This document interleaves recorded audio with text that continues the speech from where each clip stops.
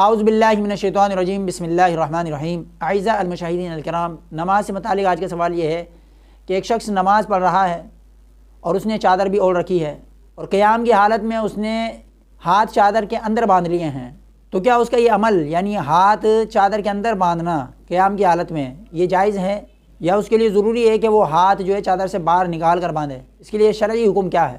تو اس سوال کے جواب میں علماء کرام مفتیان نظام کچھ اس طرح وضاحت فرماتے ہیں کہ جو شخص چادر اوڑھ کر نماز پڑھ رہا ہے اور قیام کی حالت میں اس نے چادر کے اندر ہاتھ باندھ لیے ہیں، تو اس میں اس چیز کا خیال رکھا جائے کہ ہاتھ نکالنے میں اس کو کوئی دشواری تو نہیں ہو رہی، یا نماز کے جو ارکان و افعال ہے اس کو ادا کرنے میں کوئی دشواری پیدا تو نہیں ہو رہی۔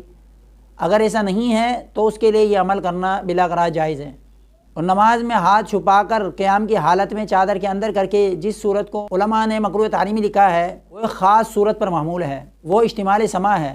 اور اشتمال سما یہ ہے کہ ایک کپڑے کو پورے جسم پر اس طرح لپیٹ لینا کہ جس سے ہاتھ باہر نہ نکل سکتے ہوں، اور اسی اشتمال سما کا حدیث میں منع فرمایا گیا ہے، کیونکہ یہ یہودیوں کا طریقہ ہے، اس لیے ایک نماز پڑھنے والے کے لیے یہ عمل مکروہ تحریمی ہو جاتا ہے۔ لہٰذا اگر کوئی شخص چادر لپیٹ کر نماز پڑھ رہا ہے تو اس میں اس چیز کا خیال رکھے کہ ہاتھ نکالنے میں کوئی دشواری تو نہیں ہو رہی۔ اگر ایسا نہیں ہے تو پھر اس کے لیے بلا کراہت یہ جائز ہے۔